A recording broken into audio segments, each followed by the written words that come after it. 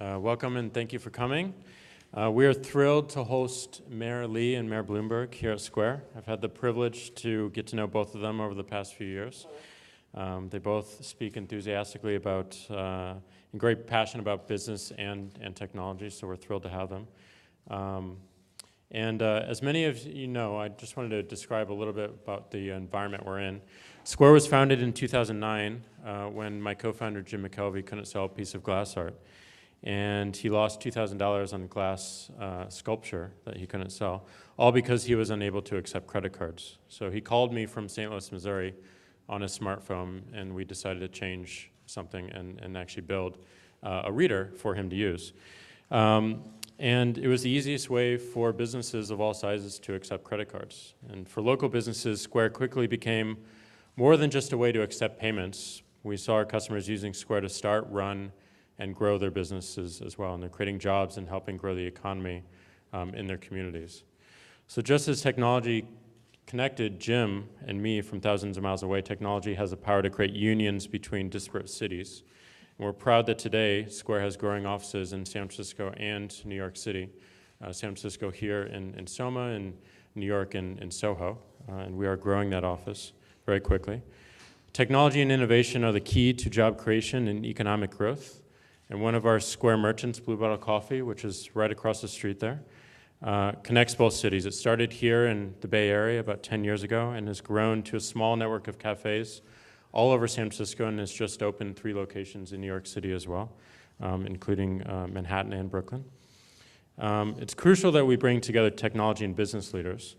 And I'm thrilled Mayor Lee and Mayor Bloomberg are here today and care so deeply about these issues. Now I'd like to introduce Mayor Lee, who has been a longtime advocate for entrepreneurship in the city. It is with his support that San Francisco has become a leading example of how government and business can work together to spur innovation and economic growth. And of course, we're always thrilled when our own mayor comes to visit. Mayor Lee? Thank you. Well, thank you, Jack. And thank you for giving us a tour and giving us an update on where Square is. It's remarkable what you've done here and kind of revolutionizing the way we pay for services, for products, and eventually a topic that I like is philanthropy. And I know you're part of that great culture of San Francisco, so thank you for inviting us here. Mayor Bloomberg, welcome again. Welcome back to San Francisco, and it's great to see you here. And of course, I think you've been not only a champion, a great leader for all of us mayors, and I really appreciate Bloomberg Philanthropies for opening up so much of the opportunities for me and other mayors across the country to get best practices down, to receive, I think, your very practical advice that I always appreciate because that means, for me, making less mistakes. And I love to do that. Also want to thank Ron Conway, the head and creator of our sf.citi, for being such a great partner, because it's in that partnership that we do what New York has been doing and working in a public-private setting and creating opportunities not only for great companies to be here and join, but also to link them up to what government's concerned about, what we have to do to improve lives. And this is what I think the great relationships have to do with our sf.citi and with New York. And today I want to also just give a shout out to the Squares out there, the creators. Yeah. Just had the experience of just walking through what a procurement would be like today and in the future for thousands of small businesses and medium and all kinds of businesses. You are great talent here to have in San Francisco. I want to thank you for allowing us to share with this, to see the great space you're working at, and then to welcome you in hopefully a very short number of months to be in your new office space on Mid-Market. And that's something that I know Jack and I have talked about for many months, ever since the Twitter welcoming and re-welcoming to Mid-Market was all about. And you're going to be joining a bevy of companies that help me create jobs, but also create the future of this great city. You're going to also be able to help me do a lot of cleaning up in South of Market and the Tenderloin. And that's the great spirit of having the employees here in downtown and part of our great, exciting, evolving city of San Francisco.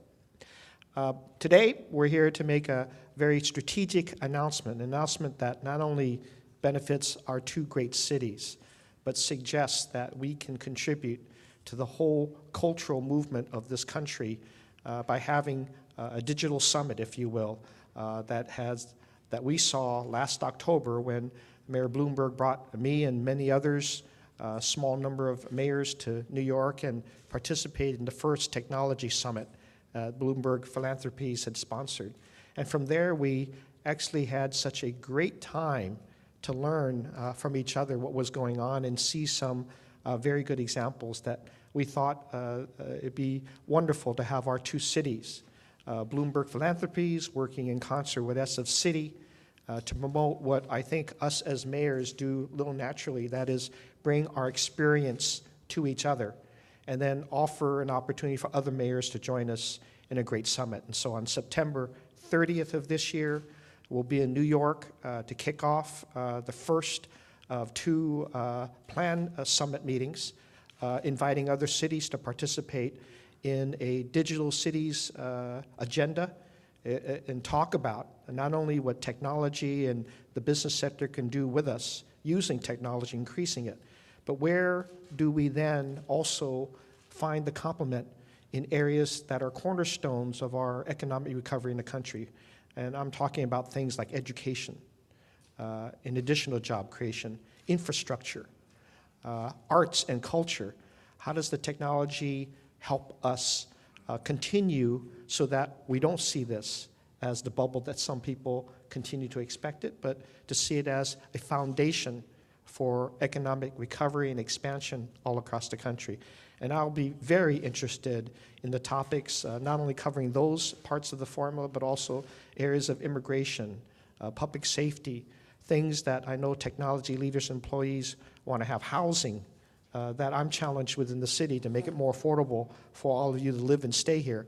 The big secret is if you keep the talents interested in living in the city, then the jobs will be here and the expansion jobs will be here. If you spend time in education, not only will you pick up a greater skilled workforce, you'll have a workforce that's going to be sustaining for future. I'm working on that. So all of these topics will be part of the Digital City Summit that New York and San Francisco will sponsor. And then in September, of course, that'll be right in front of our Innovation Month in San Francisco, so it'll be a great lead to it. Then early 2014, we'll have the similar event hosted here in San Francisco. And this would be a great, great way to have our two cities work together with our private partners. And I know that between us, Mayor Bloomberg, we always have both rivalries and also compassionate collaboration that's going on. So whether it's our Giants playing your Mets or your Yankees, or whether it's your Giants playing our 49ers football, or whether it's Brooklyn Bridge and Golden Gate Bridge, I think they're great complements for our cities, and continue to be just appreciative of learning from what you have done for the great city of New York and how you spread that out to all of us. The only thing that I will say is that in this competition, you have something that I enjoy not having, and that is removing snow every winter. And that's something I enjoy not having to do here in our city. But apart from that, I think we have a lot more passion about what we do as cities, what we create for people, how we signal the culture of America through our cities. And all of you here in this room are a part of that in great city of San Francisco. So I thank you for being here, and I thank all of you for attending to this announcement of our summits and the role of technology and great companies like Square being part of it. Thank you.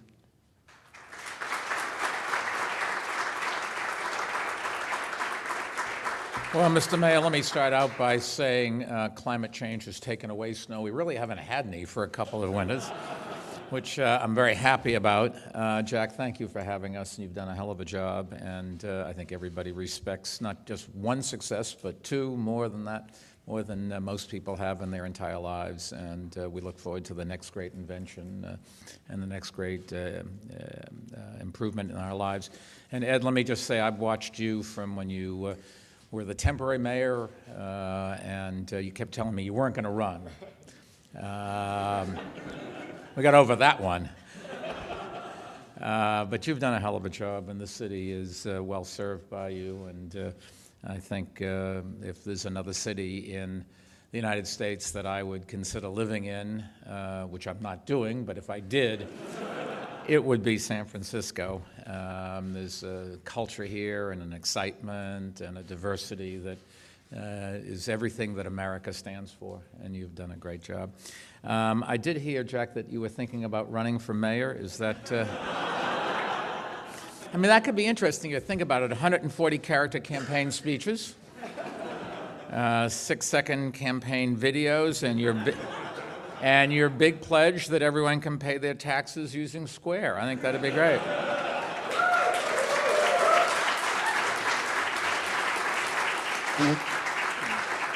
I think I speak for the mayor. Both of us are happy we don't have to run against you. Truthfully, we are thrilled that Twitter and Square are growing in New York City as well as in San Francisco, and at City Hall and at Bloomberg Philanthropies. We're looking forward to September 30th, when New York hosts the opening round of the Two-City Technology Summit that you and Ed have just described. And like San Francisco, New York has already had a lot of success in building the digital city. sf.citi, which Ed took the lead in launching and which is co-sponsoring the event, has also embraced the startup culture of the tech sector, and I think it is a great example of city government and the tech sector working together to create jobs in an industry that's going to give our cities and our nation an economic future. And what people forget about is that the high-tech jobs create an awful lot of low-tech jobs, if you will. We're all in this together, and the support services that any kind of economic activity requires really spreads through the entire economy. It is a great example of everybody working together. Cities really are the economic engine of our nation, and the need to provide an environment where startups and tech and other industries too can flourish. And if we do that, despite all of the gridlock in Washington, and our economy will grow and our nation will be stronger. I couldn't be more optimistic for America. We certainly have our problems. But I would just urge everybody to remember, every country has its problems. Every country has a government that the populace always thinks is dysfunctional. And yet, when you look at America, we've had 235 years of dysfunction, and it's turned out okay so far. So maybe it just comes with the territory. But San Francisco has shown how government can function, and the citizens of San Francisco and the whole region really are the beneficiaries of that.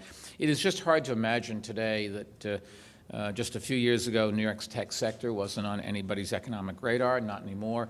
We've had something like a 30% surge in tech employment in our city since 2005, and today more than 120,000 New Yorkers are employed in tech. We are number one in the nation for job growth in the mobile apps industry, and that's why we're what we call the big app instead of the big Apple. And over the next decade, we think that the number of venture capitalist deals in New York will continue to grow. Over the past decade, it's grown by 160%, and last year there was something like 100 New York City-based tech companies that were acquired for something like $8.3 billion. And that's just the beginning. If you think about San Francisco and New York, the future couldn't be brighter, because the tech industry is one where business begets business. People want to go where other people are. And if intellectual capital is what your business requires, I don't think you can find two cities in the country that can provide that better than San Francisco and New York. And in New York, we've worked very hard to bring universities like the university you have just south of here, that is so known for creating the world that we live in today. We're trying to bring that to New York, and we have Cornell University, one of the great Ivy League schools, opening up an engineering campus, a graduate campus only. It's not for undergraduates, right in the middle of New York City. They brought in the Technion Institute of Technology, and between Cornell's biotech interest and Technion's IT interest, there really is a powerhouse that will create a lot of the jobs, a lot of the people to fill the jobs that we're already getting. Columbia is also expanding their engineering school, doubling the size of it. NYU has a collaboration with Carnegie Mellon and 3 overseas universities.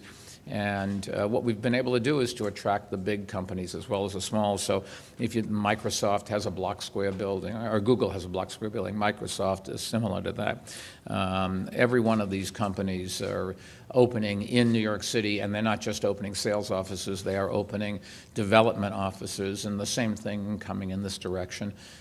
This is where you want to be in a place that is fun, that is diverse, and that's challenging. And I come back to the same thing here. This city and my city are going to be major game changers in the world, academically and economically, for decades to come. And they'll dramatically increase the pool of sophisticated engineering talent in both our cities and create jobs and spin off new businesses and generate economic activity. And what we've got to figure out in this country is how we do this in all of the other cities, many of whom are suffering and losing population and losing hope. But our young people have to know that they can get jobs, and we are a country of equal opportunity, not equal results, and we've got to make sure that people have the ability to move up and to share in the great American dream. And that means being self-sufficient and having the education that you need to understand the issues and to participate. When it comes to tech, New York City also has a city government that gets it. We think so anyways. We've established a network of city-sponsored business incubators, including tech incubators. Our annual Big Apps competition makes troves of city data available to software developers and helps startups grow, and we're constantly working to match up investors with tech startups in our city. City government itself has a chief digital officer whose job is promoting and nurturing the tech sector, and she's done a masterful job. And we've got a chief data analytics officer whose projects have included combating mortgage fraud and stopping prescription drug abuse and things like that. You wouldn't think of technology being useful, but in this day and age it is.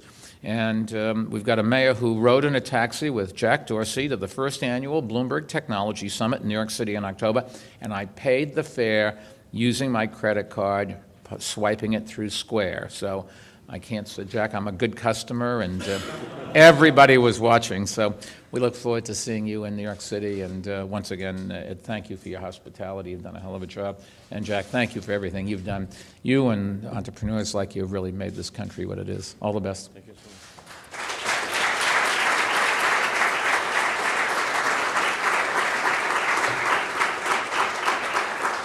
So now I think we'll take some on-topic questions for the mayors. Hi, Arti Shahani with KQED News. Could you just elaborate or spell out how does this two-city summit expand engineering talent, for example? You were talking about growing that capacity, but I'm just not understanding the connection between the announcement today about this summit and growing that kind of capacity. Well, people will go where they think there's a challenge, and you've got to make companies want to be where the people that they can employ want to live. So both of us have the responsibility of making exciting cities, but then you've got to get some companies there because the other companies will come. Once you get the momentum behind you, it's easier to do it. And any organization, any meeting like we're having gets the best and the brightest, and when they come, it gets publicity, and maybe some of the ideas that they come up with can be used. Do you want to? Absolutely, and I think the exciting part is really to identify the role of technology in other areas that people aren't necessarily familiar with. Certainly our cities already know that technology businesses in themselves are valuable, but we're talking about the 4 other jobs that technology actually creates when you sustain a technology job. And for us in San Francisco, that means how does it affect our tourism? How does it affect our healthcare, education, those areas? And I think every city is going to have their ears open very widely, or even send reps to these summits to gain that kind of connection. And then they'll probably challenge themselves, how do we attract technology to our cities? And that's what we want them to do. And I think sf.citi, as well as Bloomberg Philanthropies, has always been very open to assisting other cities create that kind of relationship. You know, a diverse population gets you interest around the world because they tell their friends and families back in wherever they originally came from, but also it brings for developers in our cities a knowledge of the world, of what really sells, and how you build products that have a much bigger marketplace than just your city or your country. So all of that works.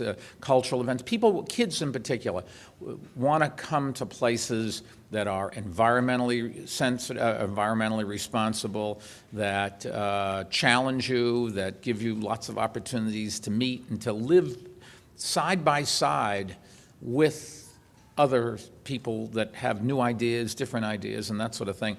And that's one of the things I've always loved about San Francisco. It is a dense city, not quite as dense as New York, but basically an awful lot of people live right here where you can walk to work or take the cable car to work, and that gives you a chance to have a life experience 24/7, not just during your business day. Other questions? And on top? Jack, you talked about the specific problem of not being able to pay for something with a credit card. I'm wondering, with this Digital Cities initiative, are there any specific problems that you're looking to solve? If not, how do you get to the point where you can have specific problems that you can solve for cities in America? Well, we have so many problems to solve. Just the other day, for example, we were trying to figure out how do we get even a better preparation in our neighborhoods for the expected earthquake disaster we'll have in the city. And then along comes a whole bevy of companies that are in the sharing economy, and they create this Bay Share, which accesses our Department of Emergency Management and a host of companies that have started in San Francisco that want to find space, vehicles, tools, and everybody in the sharing economy saying, we can actually plan with you and not wait for disaster to hit and then find out that we could have accessed a lot more people to help victims of a major disaster. That's incredibly helpful to a mayor who's searching for more and more partners to get ready and to be even more excited about recovery. You look at what happened in New Orleans, you look at what happened to all cities that are victims of tornadoes and so forth. They always tell you they could have been more ready for this had they engaged people ahead of time. And this is what we're doing to improve our city's chances. And if the economy gets hit by a major earthquake here, and we're down on power and all the other things, that's an incredible hit to the rest of the country. And realizing that, we've got to invest a lot more. So that's just one example of how we can use a lot more technology companies helping us with things that are challenged as cities. And the likelihood of an earthquake in New York is a lot less than out here, although I lived in City Hall. I was working there one day when the building actually shook about 2 years ago, and we had an earthquake. I think it's the first one that I noticed. I'm sure I've lived through others, but this one, everything did shake a little bit, wasn't particularly frightening.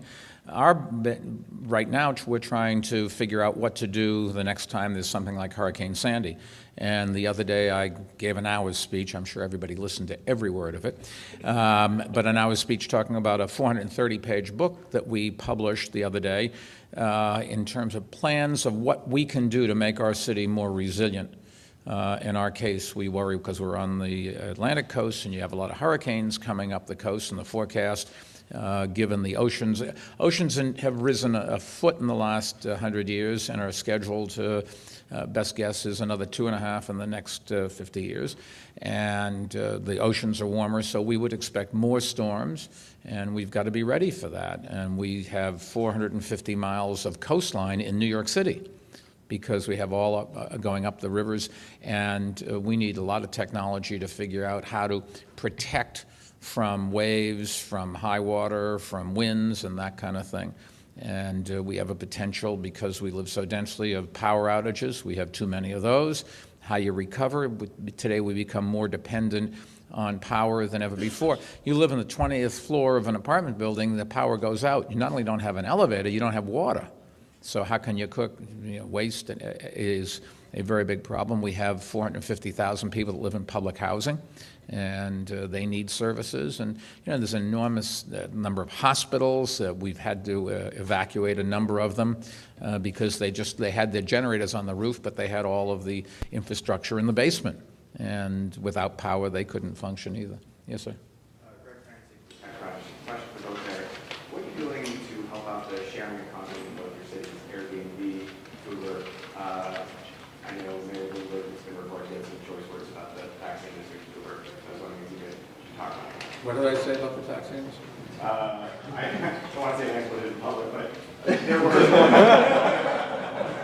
there were questions about how cities are going to encourage companies like Airbnb and Uber to operate in their cities. Well, we had an injunction against us by the, let me step back. Regulated industries typically are, the regulation is used, the industry and the government complicit in trying to stop disruptive technologies because they want to protect what they regulate, and the regulation becomes a crutch and a protection for the industry. When you come along with something as simple as being able to use your cell phone to call a cab, people that already have a service where you can call don't want that because they control it and they dispatch their cabs and they want to be able to get some revenue. And if you, people that, we have a system where there's two kinds of cabs. The yellow cabs only work in Manhattan south of 96th Street. And there is no ability for you to hail a cab in the other 4.5 boroughs. So 20% of our people have cab service, 80% do not. We've passed a law to change that, to allow pickups in the rest of the city. And for the first time in my knowledge of history, I think, we were, the industry sued to stop us, and a judge ruled in favor of the industry. And the other day, the appeals court, the highest court in the state, unanimously threw out the judge's decision, and we're now going ahead selling 2,000 more medallions for handicap accessible yellow cabs, 20,000 cabs in the other 4.5 boroughs where you can call them. And the same day, in a separate decision, judge threw out the injunction against using any one of these apps where you can call a cab, and the service is going to be much better. We have basically, in New York City in the last month, added 2 totally new transportation systems. Cabs for 80% of the people that didn't have it, and the bicycle share, which is going to be phenomenally popular. And that, both of those are private industries not subsidized by federal, state, or city government, which is what you'd want. And they're customized for every neighborhood. And we have, the public is a lot better off today than back then. But it's the old entrenched industries that try to use under the shield of regulation and get government on that at the local level on their side to protect them from the kind of competition that benefits society and the kind of competition that you and your business and everybody else in this room lives with every day. And you know, in San Francisco, we, as you may have heard, Board President David Chu and I head up a sharing economy task force to ferret out as much as we can about the industries and where technology is leading us. Obviously, it's the same in the context of New York. We have bicycle sharing starting this year. Finally, how do you like those green bike lanes down Market Street? Aren't they well painted? Scooter sharing has been with us. Car sharing has been obviously with our DNA for quite some time. But it's led to new industries being created, and we want to have people and heading up these companies have a chance to talk about what they're trying to do before regulators say no. Because I think we have to have a chance for this to understand what the business is. And as Mayor Bloomberg said, we are America. This is where competition is, and customers are going to tell us what they want to have, either at their doorstep or in their ear. The kind of service that they want. And I think that should be the ultimate thing, is the freedom to do that. But I think this task force will allow us to do some predictive ability so that it isn't just regulation that dictates, but it is really the movement of businesses that are creating new jobs and bringing a lot of people into the economy to do this. And I often say these new industries are reflective of some things that we're not aware of, but it's been going on for a long, long time.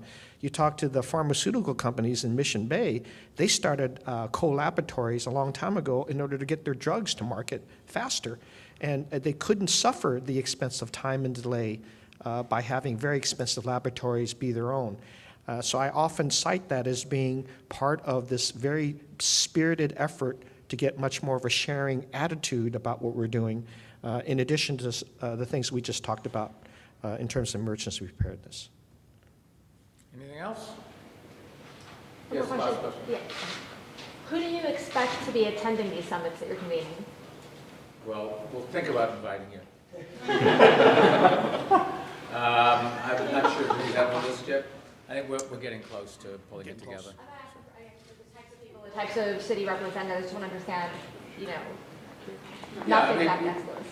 People that are interested in advancing their economies or creating businesses or working together. And, the Jack Dorseys and the mayor, that's the kind of person you want to have there. We also like them to come to New York and spend some money in our restaurants, stay in our hotels, take taxis, which you can pay with your in Square. So it's an exciting thing. And any of these events, you get them, there's a collateral benefit in that people go home and say, hey, I didn't know that city was fun and affordable and friendly and that sort of thing. It's the best kind of advertising you can possibly have. I also think that your education leaders might want to come. Our healthcare leaders of the future might want to understand where technology is. People working in infrastructure in our cities and in any city might want to have this understanding, because I think it's not just the technology businesses, it's their link to the rest of the way you make a successful city in this country. And that means education, healthcare, infrastructure, all the other things, and the arts and culture.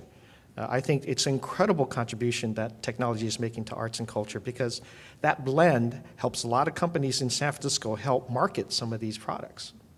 I think also, Ron, I want to say congratulations to you on SF.citi. We want you to come to New York and do that for us. I'll be at the summit. There's an answer to who's going to be there. Thank you, everyone, Thank you. and thank you for having us in your city.